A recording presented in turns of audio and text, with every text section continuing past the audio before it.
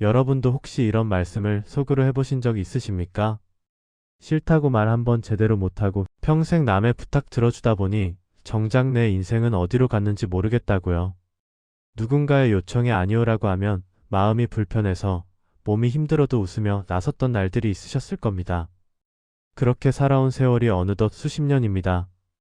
돌아보면 내가 진짜 원했던 일은 무엇이었는지, 내 시간은 어디에 쓰였는지 희미해져 버린 분들이 많으실 것입니다. 나이가 들수록 부탁은 오히려 더 늘어납니다. 자식들은 손주를 맡기고, 친척들은 경조사며 집안일에 당연히 불러내고, 동네 지인들은 작은 일에도 습관처럼 연락을 합니다. 가족이라서, 오래된 사이라서 한두 번 더 도와줘도 괜찮겠지 싶어 받아들이다 보면 어느새 일주일이 남의 일정으로 가득 차버립니다. 정작 본인의 병원 예약은 미루고 하고 싶었던 취미는 언제 시작했는지 기억조차 나지 않게 됩니다. 몸은 점점 무거워지는데 거절의 말은 여전히 목구멍에서 나오지 않습니다. 문제는 이렇게 사는 것이 착한 것인지 아니면 그저 편리하게 쓰이는 것인지 구분이 어렵다는 점입니다. 주변 사람들은 고맙다고 말하지만 그 고마움이 정말 여러분을 한 사람으로 존중하는 마음에서 나온 것인지 생각해 보신 적 있으십니까? 혹시 그저 부르면 오고 시키면 하는 편한 존재로 여겨지고 있는 것은 아닌지요? 이런 의문이 드는 순간이 있다면 그것은 여러분의 마음이 보내는 신호입니다. 무시하지 마시고 한 번쯤 귀 기울여 보셔야 합니다. 오늘 이야기는 바로 이 지점에서 시작합니다. 착한 사람 콤플렉스라는 것이 있습니다. 거절하면 나쁜 사람이 될 것 같고 남의 기대에 어긋나면 관계가 무너질 것 같아서 평생 예스라고만 대답해온 마음의 습관입니다. 젊을 때는 그래도 체력이 버텨주었고 앞으로 남은 시간이 많으니 괜찮다고 여겼을 수 있습니다. 하지만 노년에 접어든 지금 이 습관을 내려놓지 않으면 남은 시간이 통째로 남의 인생에 빌려 쓰이게 됩니다. 여러분의 아침이 오후가 저녁이 누군가의 필요에 따라 채워지고 정작 여러분 자신은 빈 그릇처럼 남게 됩니다. 그렇다고 해서 선량함 자체를 버리라는 말씀이 아닙니다. 도움을 주는 마음, 베푸는 기쁨은 분명 삶을 풍요롭게 만듭니다. 다만 그 선량함이 나를 갉아먹는 방식으로 작동하고 있다면 이제는 방향을 조금 바꿔야 할 때입니다. 선량함은 그대로 남기되 나를 잃지 않는 경계선을 세우는 것. 이것이 오늘 우리가 함께 나눌 이야기의 핵심입니다. 남을 돕되 나를 해치지 않는 방법, 거절하되 관계를 무너뜨리지 않는 기술이 분명히 존재합니다. 여러분께 한 가지 질문을 드리겠습니다.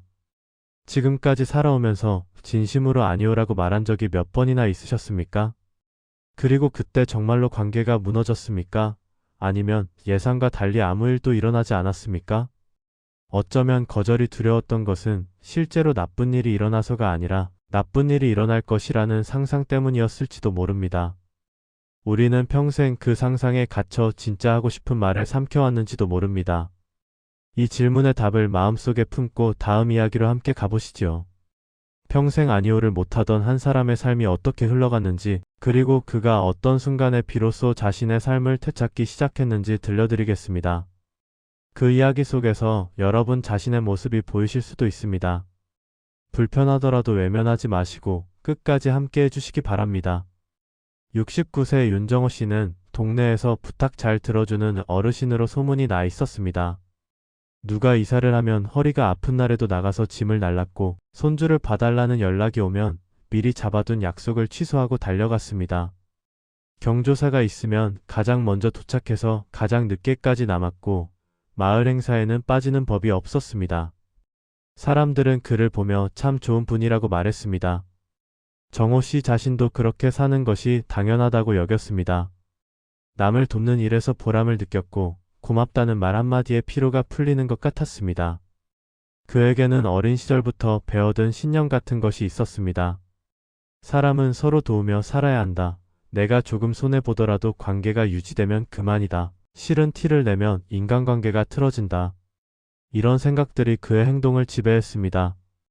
부모님께서도 늘 그렇게 가르치셨습니다. 참는 게 이기는 거다. 모난 돌이 정 맞는다. 손해볼 줄 알아야 복이 온다. 그 말씀들이 뼛속까지 스며들어 정호 씨는 거절이라는 단어를 입 밖에 꺼내본 적이 거의 없었습니다. 몸이 아파도 아프다는 말을 잘하지 않았고 마음이 불편해도 내색하지 않았습니다. 그러던 어느 날 정호 씨에게 작은 사건이 일어났습니다. 오래전부터 미뤄왔던 건강검진 날짜가 잡혔는데 하필 그날 아침 친척에게서 연락이 왔습니다. 급하게 공항까지 태워달라는 부탁이었습니다. 평소 같으면 병원 예약을 다시 미루고 차를 몰았을 겁니다. 하지만 이번만큼은 검사 항목이 꽤 중요한 것이어서 의사가 반드시 오라고 신신당부한 터였습니다. 위장에 이상 소견이 있어 정밀 검사가 필요하다는 이야기를 들은 지 2달이 지나 있었습니다. 정호 씨는 처음으로 미안하지만 오늘은 어렵겠다고 말했습니다. 돌아온 반응은 예상 밖이었습니다. 친척은 대뜸 이렇게 말했습니다. 에이, 그동안 잘해주더니 왜 그래요? 별거 아닌 것 같은데. 전화를 끊고 나서 정호 씨는 한동안 멍하니 앉아 있었습니다. 수십 년을 도왔는데 딱 한 번 거절했다고 돌아온 말이 그것이었습니다. 고맙다는 말도 건강 잘 챙기라는 말도 없었습니다. 그저 왜 평소처럼 안 해주느냐는 서운함 뿐이었습니다. 마치 자판기에 동전을 넣었는데 음료가 안 나왔을 때의 짜증 같은 것이 느껴졌습니다. 그 순간 정호 씨의 머릿속에 한 가지 생각이 스쳤습니다. 나는 착한 사람이 아니라 그냥 편한 사람이었구나. 부르면 오고 시키면 하고 불평 없이 움직이는 편리한 존재. 사람들이 자신을 좋아한 것이 아니라 자신이 주는 편리함을 좋아했던 것은 아닐까? 이 생각이 들자 가슴 한쪽이 서늘해졌습니다. 평생 쌓아온 것이 존중이 아니라 이용이었다면 그동안의 시간은 무엇이었단 말입니까? 누군가에게 필요한 사람이 되고 싶었는데 어느새 누군가에게 쓰이는 사람이 되어 있었습니다. 정호 씨는 그날 밤 잠을 이루지 못했습니다. 천장을 바라보며 지난 세월을 되짚어 보았습니다. 정말 고마워하는 사람이 몇이나 있었을까? 그냥 당연하게 여기는 사람이 더 많지 않았을까? 내가 쓰러지면 누가 나를 도와줄까? 이런 질문들이 꼬리를 물었습니다. 답은 쉽게 나오지 않았지만 한 가지는 분명해졌습니다. 지금처럼 살면 안 되겠다는 것. 무언가를 바꾸지 않으면 남은 시간도 똑같이 소모될 것이라는 것. 정호 씨의 이야기는 우리에게 묻습니다. 평생 들어준 그 부탁들이 정말 나를 존중한 관계에서 나온 것이었습니까? 아니면 그저 거절하지 못하는 성격을 이용한 것이었습니까? 불편한 질문이지만 이 질문을 피하면 남은 시간도 똑같은 방식으로 흘러갈 것입니다. 그가 어떻게 자신의 삶을 다시 바라보게 되었는지, 어떤 계기가 그의 마음을 흔들었는지 다음 이야기에서 말씀드리겠습니다. 건강검진을 마친 정호 씨는 결과를 기다리며 병원 대기실에 앉아 있었습니다. 다행히 큰 이상은 없다는 소식을 들었지만 마음 한쪽에 남아있던 찜찜함은 사라지지 않았습니다. 친척에게 거절한 뒤로 계속 머릿속이 복잡했습니다. 내가 잘한 것일까? 너무 매정했던 것은 아닐까? 이런 생각이 꼬리를 물었습니다. 오랜 습관은 하루아침에 바뀌지 않는 법입니다. 평생 예스라고만 살아온 사람에게 단 한 번의 노는 거대한 사건과도 같았습니다. 그때 옆자리에 앉아 계시던 한 노인이 말을 걸어왔습니다. 70대 중반쯤 되어 보이는 분이었는데 얼굴의 주름은 깊었지만 눈빛은 맑고 단단해 보였습니다. 표정이 안 좋아 보이시네요. 어디 많이 불편하십니까? 정호 씨는 아니라고 대답하면서도 왠지 모르게 속마음이 튀어나왔습니다. 요즘 사람 관계가 좀 복잡해져서요. 부탁을 거절했더니 이상하게 마음이 편치가 않습니다. 평생 그런 적이 없었거든요. 그 노인은 잠시 생각하더니 나지막이 말했습니다. 나도 비슷한 시절이 있었지요. 평생 남 도와주느라 정작 내 건강은 뒷전이었습니다. 그러다 크게 아프고 나서야 깨달았어요. 도와줄 땐 도와주되 내 몸을 망가뜨려가며 도울 필요는 없다는 것을요. 진작 알았으면 좋았을 텐데 늦게 배웠습니다. 그 말이 정호 씨의 가슴에 깊이 박혔습니다. 마치 오랫동안 찾던 답을 우연히 발견한 기분이었습니다. 노인은 이야기를 이어갔습니다. 젊을 때는 몰랐는데 나이 들어보니까 시간이 얼마 안 남았다는 게 실감이 나더군요. 남은 시간을 어떻게 쓸지는 내가 정해야 하는 거였습니다. 남들 눈치 보느라 허비할 여유가 없어요. 그렇다고 인정머리 없이 살라는 게 아니라 나를 지키면서 도우라는 겁니다. 베푸는 마음은 유지하되 그 베품이 나를 갉아먹지 않도록 선을 긋는 거지요. 그게 진짜 어른이 되는 거라고 생각합니다. 정호 씨는 집으로 돌아오는 길에 그 말을 계속 되뇌었습니다. 내 몸을 망가뜨려가며 도울 필요는 없다. 처음에는 당연한 말처럼 들렸지만 가만히 생각해보니 자신은 평생 그 반대로 살아왔습니다. 허리가 아파도 짐을 날랐고 피곤해도 새벽에 차를 몰았고 약속을 어기면서까지 남의 일을 챙겼습니다. 정작 자신의 병원 예약은 몇 번이나 미뤘는지 모릅니다.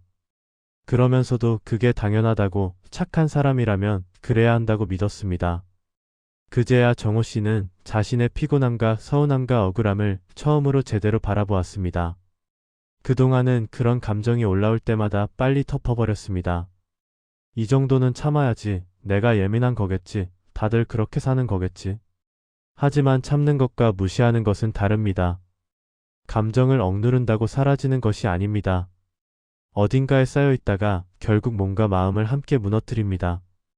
정호 씨는 이제야 그 사실을 깨닫기 시작했습니다. 문제의 본질은 착함이 아니었습니다. 싫다고 해도 괜찮다는 믿음을 배우지 못한 것이 문제였습니다. 거절하면 관계가 끊어질 것이라는 두려움, 나쁜 사람이 될 것이라는 불안, 혼자 남게 될 것이라는 공포. 이런 것들이 평생 그의 입을 막아왔습니다. 거절을 죄처럼 여기는 마음이 그를 편한 사람으로 만들었고 결국 지금의 서늘함으로 이끌었습니다. 착함의 탈을 쓴 두려움이었던 셈입니다. 여기서 오늘의 핵심 문장을 한번 새겨보시기 바랍니다. 노년의 품격은 얼마나 참느냐가 아니라 어디까지는 아니오라고 말할 줄 아느냐에서 정해집니다. 참는 것만이 미덕인 시대는 지났습니다. 이제는 나를 지키면서 관계를 유지하는 기술이 필요합니다. 정호 씨가 그것을 어떻게 배워나갔는지, 그리고 우리는 어떤 선택의 갈림길에 서 있는지 다음 이야기에서 함께 살펴보겠습니다. 여기까지 이야기를 들으셨다면 이제 한 가지 분명한 교훈을 마음에 새기실 때가 되었습니다. 착하게만 살다 보면 결국 내 삶은 남의 일정표가 됩니다. 아침에 눈을 떠서 밤에 잠들 때까지 내가 하고 싶은 일이 아니라 남이 시킨 일로 하루가 채워지게 됩니다.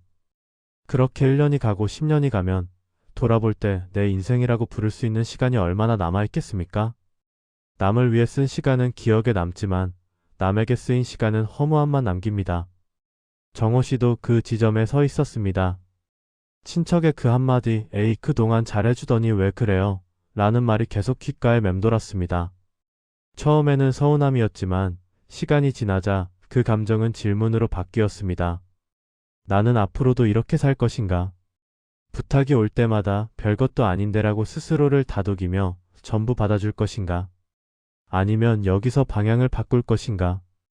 69회를 살아왔지만 이 질문 앞에서는 처음 인생을 시작하는 사람처럼 막막했습니다. 이것은 정호 씨만의 질문이 아닙니다. 지금 이 이야기를 듣고 계신 여러분 모두에게 해당하는 질문입니다. 우리는 두 갈래 길 앞에 서 있습니다. 한쪽 길은 지금까지 해온 대로 사는 것입니다. 거절이 불편하니까 계속 예스라고 말하고 남의 기분을 맞추느라 내 기분은 뒤로 미루고 그러다 지칠 때쯤 왜 아무도 나를 챙겨주지 않느냐고 서러워하는 삶입니다. 익숙하지만 지치는 길입니다. 다른 한쪽 길은 기준을 세우는 것입니다. 이제는 내 시간도 소중하다고 선언하고 어디까지는 돕고 어디부터는 돕지 않겠다는 나만의 원칙을 만드는 삶입니다. 처음에는 어색하고 불안할 수 있습니다. 주변 사람들이 갑자기 왜 그러느냐고 반응할 수도 있습니다. 하지만 그 어색함과 불안은 일시적입니다. 반면 기준 없이 사는 피곤함은 평생 지속됩니다. 어느 쪽이 더 무거운 짐인지는 이미 알고 계실 겁니다. 어느 쪽을 선택하느냐에 따라 남은 10년, 20년의 하루하루가 전혀 다른 모양이 됩니다. 한쪽을 선택하면 매일 아침 오늘은 또 무슨 부탁이 올까 걱정하며 눈을 뜨게 됩니다. 다른 쪽을 선택하면 오늘은 무엇을 하고 싶은지 스스로에게 물으며 하루를 시작할 수 있습니다. 같은 24시간인데 채워지는 내용이 완전히 달라집니다. 어느 아침이 더 살고 싶은 아침입니까? 여러분은 지금 어느 길 위에 서 계십니까? 혹시 이미 첫 번째 길을 너무 오래 걸어와서 다른 길이 있다는 것조차 잊고 계셨던 것은 아닙니까? 발이 익숙한 길이라고 해서 좋은 길은 아닙니다. 그렇다면 오늘이 방향을 바꿀 수 있는 날입니다. 물론 쉽지 않습니다. 평생의 습관을 바꾸는 일이니까요. 하지만 불가능하지도 않습니다. 정호 씨도 처음에는 막막했지만 조금씩 자신만의 원칙을 세워나가기 시작했습니다. 처음 던졌던 질문을 다시 떠올려 보시기 바랍니다. 평생 들어준 그 부탁들이 정말 나를 존중한 관계에서 나온 것이었는가? 만약 그렇지 않다면 이제는 그 관계의 방식을 바꿔야 할 때입니다. 존중받지 못하는 친절은 친절이 아니라 소모입니다. 그리고 소모되는 삶에서는 아무리 오래 살아도 내 삶이라고 부를 수 있는 순간이 많지 않습니다. 시간은 누구에게나 공평하게 주어지지만 그 시간을 어떻게 쓰느냐는 전적으로 자신의 선택입니다. 그렇다면 구체적으로 어떻게 해야 할까요? 원칙을 세우라고 하는데 그 원칙이라는 것이 무엇인지 막막하실 수 있습니다. 거절을 한 번도 제대로 해본 적 없는 분들에게는 더욱 그렇습니다. 정호 씨도 처음에는 그랬습니다. 하지만 병원에서 만난 노인의 조언과 자신의 경험을 바탕으로 그는 조금씩 자신만의 기준을 만들어갔습니다. 다음 이야기에서는 착한 사람 콤플렉스를 내려놓기 위한 구체적인 원칙들을 함께 살펴보겠습니다. 정호 씨가 처음 세운 원칙은 이것이었습니다. 부탁은 무조건 즉답하지 말고 한 번은 숨을 고른다. 예전에는 부탁이 들어오면 반사적으로 네, 그렇게 할게요 라고 대답했습니다. 상대방의 기대에 어긋나면 안 될 것 같아서 잠시의 침묵조차 불안했습니다. 하지만 이제는 다르게 하기로 했습니다. 생각해보고 말씀드릴게요. 이 한 문장을 기본으로 삼기로 한 것입니다. 짧은 문장이지만 이것 하나가 인생의 많은 것을 바꿔놓을 수 있습니다. 처음에는 이 말을 꺼내는 것조차 어려웠습니다. 상대방이 실망하지 않을까, 성의가 없다고 느끼지 않을까 걱정이 앞섰습니다. 하지만 막상 해보니 대부분의 사람들은 그러세요. 알려주세요 라고 말하고 끊었습니다. 정호 씨가 상상했던 것처럼 화를 내거나 관계를 끊겠다고 하는 사람은 없었습니다. 그 즉답을 미루는 몇 시간 동안 정호 씨는 자신의 몸 상태와 일정을 점검할 수 있었습니다. 그리고 정말 힘든 일이면 정중하게 거절할 시간을 벌 수 있었습니다. 두 번째 원칙은 내 몸과 건강에 손해나는 부탁은 처음부터 기준을 정해둔다는 것이었습니다. 밤늦은 운전, 무거운 짐 나르기, 장시간 돌봄처럼 몸에 무리가 가는 일들은 원칙적으로 어렵다고 미리 결정해 두는 것입니다. 그때그때 판단하면 결국 마음이 약해져서 받아들이게 됩니다. 상대방의 간곡한 부탁에 차마 아니오라고 하지 못하게 됩니다. 하지만 미리 선을 그어두면 거절이 조금 수월해집니다. 저는 요즘 허리가 안 좋아서 무거운 것은 못 든다고 딱 잘라 말할 수 있게 됩니다. 세 번째 원칙은 돈이나 물건이 오가는 부탁에 관한 것이었습니다. 한 번만이 아니라 습관이 될 수 있다는 것을 항상 기억해야 합니다. 처음에는 잠깐만 빌려달라고 하지만 그것이 두 번, 세 번 반복되면 어느새 당연한 일이 됩니다. 빌려간 사람은 갚아야 한다는 의식이 옅어지고 빌려준 사람은 말 꺼내기가 점점 어려워집니다. 정호 씨는 앞으로 돈을 빌려줄 때는 못 돌아와도 괜찮은 금액만 다루기로 했습니다. 그 이상의 금액을 요청받으면 형편이 안 된다고 정중하게 거절하기로 한 것입니다. 네 번째 원칙은 도와줄 때의 범위를 스스로 정한다는 것이었습니다. 무조건 안 된다고 하는 것이 아니라 이번까지만 또는 한 달에 한 번까지만 같은 자기 나름의 규칙을 만드는 것입니다. 정호 씨는 손주 돌봄을 일주일에 이틀로 제한하기로 했습니다. 처음에는 자식들이 서운해했지만 정호 씨가 일관되게 기준을 지키자 점점 그 규칙을 존중하게 되었습니다. 조건 없이 도와주되 횟수와 범위는 내가 정하는 것. 이것이 핵심이었습니다. 베풀매도 한계가 있어야 지속 가능합니다. 다섯 번째 원칙이 어쩌면 가장 중요했습니다. 거절 뒤에 죄책감이 올라오면 나도 나를 지킬 권리가 있다는 말을 스스로에게 반복하는 것입니다. 정호 씨는 처음 거절을 연습할 때 밤마다 마음이 불편했습니다. 내가 너무 이기적인 게 아닐까? 상대방이 얼마나 실망했을까? 이런 생각들이 잠을 방해했습니다. 그때마다 그는 속으로 중얼거렸습니다. 거절은 배신이 아니다. 거절은 자기 돌봄이다. 나를 지키는 것은 죄가 아니다. 이 말을 반복하다 보니 죄책감이 조금씩 옅어졌습니다. 이 5가지 원칙이 정호 씨의 삶을 하루아침에 바꾸지는 않았습니다. 습관은 천천히 바뀌는 법이니까요. 하지만 원칙을 세워두니 기준이 생겼고, 기준이 생기니 거절이 덜 두려워졌습니다. 무엇보다 자신의 시간을 조금씩 되찾는 느낌이 들었습니다. 아침에 일어나서 오늘 내가 하고 싶은 일이 무엇인지 생각해보는 것. 오랜만에 느끼는 감각이었습니다. 그 작은 변화가 삶의 질을 완전히 다르게 만들었습니다. 여러분도 자신만의 원칙을 한두 가지 세워보시기 바랍니다. 대단한 것이 아니어도 됩니다. 즉답하지 않기, 밤 운전은 하지 않기, 한 달에 한 번만 같은 구체적인 규칙 말입니다. 처음에는 어색하겠지만 한번 해보면 생각보다 어렵지 않다는 것을 알게 되실 겁니다. 이 원칙들이 실제로 어떤 변화를 가져오는지 다음 이야기에서 좀 더 자세히 살펴보겠습니다. 원칙을 세우면 정말 무엇이 달라질까요? 어떤 연구에 따르면 거절을 적절히 잘하는 사람일수록 오히려 주변의 신뢰도가 높다고 합니다. 언뜻 들으면 이상하게 느껴질 수 있습니다. 뭐든지 들어주는 사람이 더 신뢰받지 않겠느냐고 생각하기 쉬우니까요. 하지만 현실은 다릅니다. 저 사람은 진짜 힘들 때만 도와준다. 저 사람이 돕는다면 정말 중요한 일이다. 라는 인식이 쌓이면 그 사람의 도움은 무게가 달라집니다. 희소성이 생기면 가치가 올라가는 것은 어디서나 마찬가지입니다.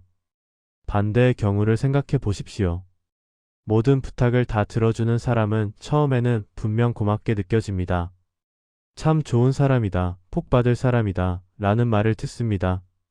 하지만 시간이 지나면 인식이 바뀝니다. 그 사람은 해주는 게 당연한 사람이 됩니다. 도와주면 고맙다는 말이 줄어들고 도와주지 않으면 왜 안 해주느냐는 서운함이 돌아옵니다.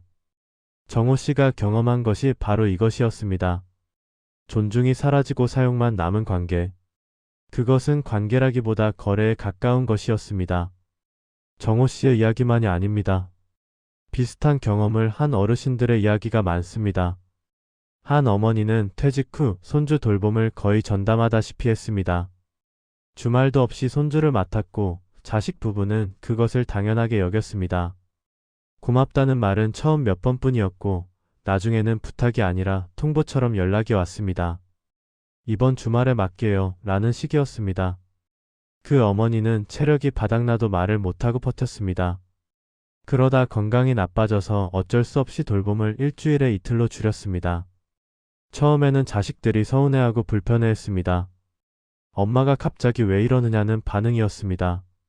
하지만 그 어머니가 남는 시간에 건강검진을 받고 운동을 시작하고 오래 미뤄둔 취미를 되살리자 상황이 달라졌습니다. 자식들은 점점 이해하기 시작했습니다. 엄마가 건강해야 오래 같이 있지 라는 말이 나오기 시작했습니다. 오히려 건강을 챙기는 모습을 보면서 더 존중하게 되었다고 합니다. 원칙을 지키면 관계가 줄어드는 것이 아닙니다. 관계가 정리되고 깊어지는 방향으로 변합니다. 아무에게나 예스라고 하던 시절에는 많은 사람들이 주변에 있었지만 그중 진짜 나를 아끼는 사람이 누구인지 알기 어려웠습니다. 하지만 기준을 세우고 나니 자연스럽게 사람들이 걸러집니다. 기준을 존중하는 사람은 남고 존중하지 않는 사람은 멀어집니다. 그렇게 남은 사람들과의 관계가 훨씬 편안해집니다. 숫자는 줄어도 질은 높아지는 것입니다. 물론 모든 관계가 그렇게 순탄하게 정리되지는 않습니다. 어떤 사람들은 기준을 세운 것 자체를 배신처럼 느끼고 멀어지기도 합니다. 그럴 때 마음이 아프지 않다면 거짓말일 것입니다. 수십 년 알고 지낸 사이가 그렇게 끝나는 것은 분명 슬픈 일입니다. 하지만 곰곰이 생각해 보시기 바랍니다. 내가 모든 것을 들어줄 때만 유지되는 관계가 정말 의미 있는 관계입니까? 내가 지칠 때 옆에 있어주지 않는 사람과의 관계를 위해 계속 나를 소모해야 합니까? 정호 씨도 비슷한 과정을 겪었습니다. 원칙을 세운 뒤 연락이 뜸해진 사람들이 있었습니다. 처음에는 서운했지만 시간이 지나자 오히려 마음이 가벼워졌습니다. 진짜 자신을 아끼는 사람들은 여전히 옆에 있었고 그 관계는 예전보다 더 깊어졌습니다. 부탁이 아니라 안부를 묻는 연락이 늘었고 도움을 요청할 때도 괜찮으시면이라는 말이 앞에 붙었습니다. 작은 변화였지만 존중받고 있다는 느낌이 분명히 달랐습니다. 이것이 착한 사람 콤플렉스를 내려놓을 때 생기는 가장 큰 변화입니다. 관계의 양이 아니라 질이 달라집니다. 넓고 얕은 관계에서 좁고 깊은 관계로 바뀌는 것입니다. 다음 이야기에서는 원칙을 넘어서 어떤 태도와 마음가짐으로 이 시기를 살아가야 하는지 이야기해 보겠습니다. 여러분, 여기까지 살아오느라 얼마나 많이 참으셨습니까? 가족을 위해, 자식을 위해, 체면을 위해, 관계를 위해 수없이 자신의 마음을 밀어두고 사셨을 겁니다. 하고 싶은 말을 삼키고, 가고 싶은 곳을 포기하고, 쉬고 싶을 때 일어나서 누군가를 챙겼습니다. 그 시간들이 쌓여서 지금의 여러분이 되었습니다. 수십 년의 세월이 그렇게 흘러갔습니다. 그 무게를 아무도 가볍게 여겨서는 안 됩니다. 여러분 스스로도 마찬가지입니다. 이제는 조금 바꿔야 합니다. 나부터 챙기는 게 이기적인가? 라고 묻지 마시기 바랍니다. 대신 이렇게 생각해 보십시오.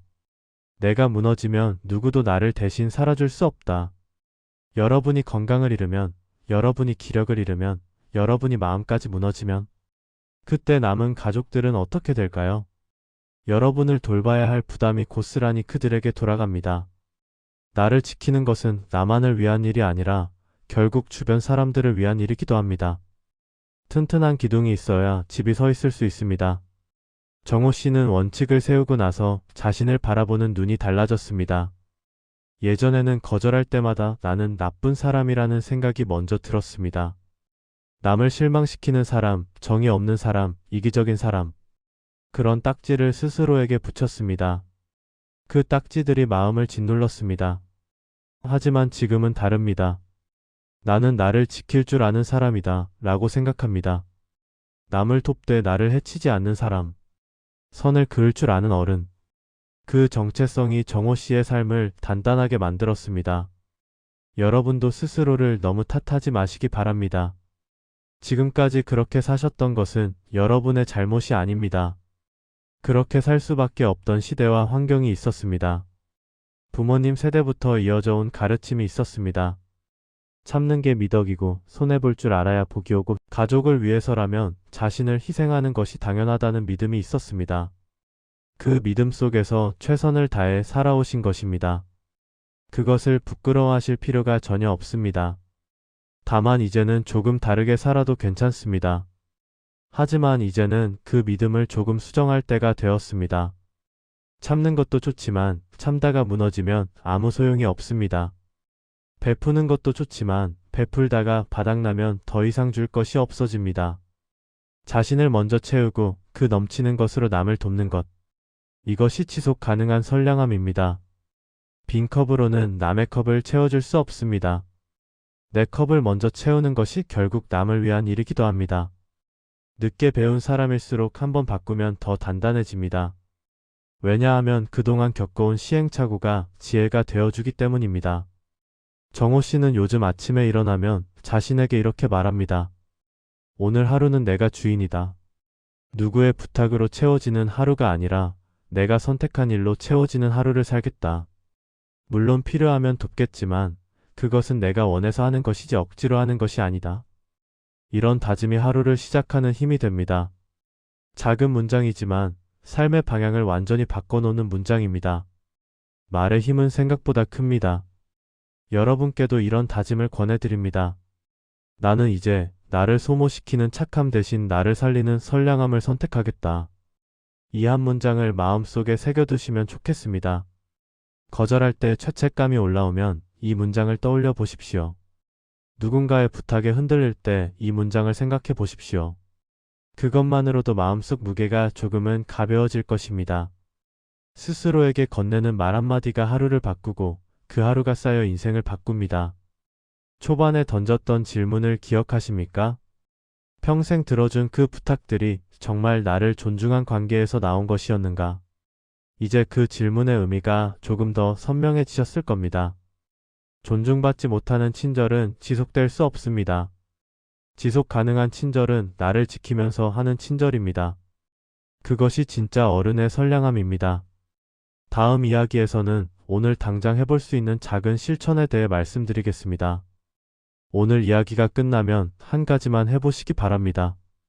최근에 들어온 부탁이나 요청 중 하나를 떠올려 보십시오. 크든 작든 상관없습니다. 그리고 조용히 이렇게 자신에게 물어보십시오. 이건 내가 해도 괜찮은 일인가? 아니면 나를 해치는 일인가? 단순한 질문이지만 이 질문 하나가 많은 것을 정리해 줍니다. 괜찮은 일이라면 기꺼이 도우시면 됩니다. 하지만 나를 해치는 일이라면 이제는 거절할 준비를 하셔야 합니다. 거절이 어려우시다면 짧은 문장을 하나 준비해 두십시오. 이번에는 어렵겠어요. 요즘은 제 몸 상태가 안 좋아서요. 생각해보고 말씀드릴게요. 이런 문장들 중 하나를 골라서 연습해 보시기 바랍니다. 처음에는 어색하고 입에 붙지 않을 것입니다. 하지만 몇 번 해보면 점점 자연스러워집니다. 그 한 줄이 여러분의 남은 시간을 지키는 첫 문장이 될 것입니다. 작은 문장이지만 큰 힘을 가진 문장입니다. 자신만의 기준을 한 가지 정해 보시는 것도 좋습니다. 예를 들어, 밤늦은 운전 부탁은 받지 않겠다. 건강을 해치는 일은 하지 않겠다. 돈이 오가는 부탁에는 신중하게 대하겠다. 같은 것들입니다. 대단하거나 거창한 기준이 아니어도 됩니다. 나만의 선 하나를 긋는 것. 그것이 시작입니다. 그 선이 하나씩 쌓이면 어느새 여러분만의 원칙이 됩니다. 원칙이 있으면 흔들림이 줄어듭니다. 이번 한 주 동안은 부탁이 들어올 때 바로 대답하지 말고 잠시 생각할 시간을 가져보십시오. 몇 시간이면 됩니다. 그 시간 동안 자신의 몸 상태와 일정을 점검해 보십시오. 정말 해도 괜찮은 일인지 아니면 무리가 가는 일인지 판단해 보십시오. 그리고 무리가 간다면 정중하게 거절하시기 바랍니다. 한번 해보시면 생각보다 어렵지 않다는 것을 알게 되실 겁니다. 상대방도 대부분 이해해 줍니다.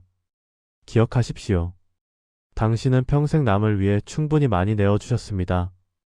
아이들을 키우느라, 가정을 지키느라, 직장 생활을 하느라, 부모님을 모시느라 수없이 자신을 뒤로 미루셨습니다. 그 세월 동안 여러분이 들인 정성과 노력은 누구도 부정할 수 없습니다. 이제 남은 시간만큼은 당신 자신을 위해 써도 되는 나이입니다. 아니, 써야 하는 나이입니다. 그것이 이기적인 것이 아니라 당연한 것입니다. 처음에 던졌던 질문으로 돌아가 보겠습니다. 착한 사람으로 살다 보니 제 삶이 없더군요. 이 말씀을 하신 분들이 많으셨을 겁니다. 그 말의 의미가 이제는 조금 다르게 느껴지시지 않습니까? 착한 것이 문제가 아니라 자신을 지키지 못한 것이 문제였습니다. 선량함은 유지하되 그 선량함이 나를 갉아먹지 않도록 선을 긋는 것. 그것이 이야기가 전하고 싶었던 핵심입니다. 노년의 품격은 얼마나 참느냐가 아니라 어디까지는 아니오라고 말할 줄 아느냐에서 정해집니다. 이 문장을 마음에 새겨두시기 바랍니다. 그리고 오늘부터 조금씩 실천해 보시기 바랍니다. 한 번에 다 바꿀 필요는 없습니다. 작은 것부터 할 수 있는 것부터 시작하시면 됩니다. 그 작은 변화가 쌓여서 삶 전체를 바꿔놓을 것입니다. 저는 여러분의 그 선택을 마음 깊이 응원합니다. 당신은 이미 충분히 선량한 사람입니다. 이제는 그 선량함을 자신에게도 나눠주시기 바랍니다. 당신도 사랑받을 자격이 있고, 당신도 쉴 자격이 있고, 당신도 거절할 권리가 있습니다. 그것을 잊지 마시기 바랍니다. 남은 시간이 더 단단하고, 더 자유롭고, 더 평화로운 시간이 되기를 진심으로 바랍니다.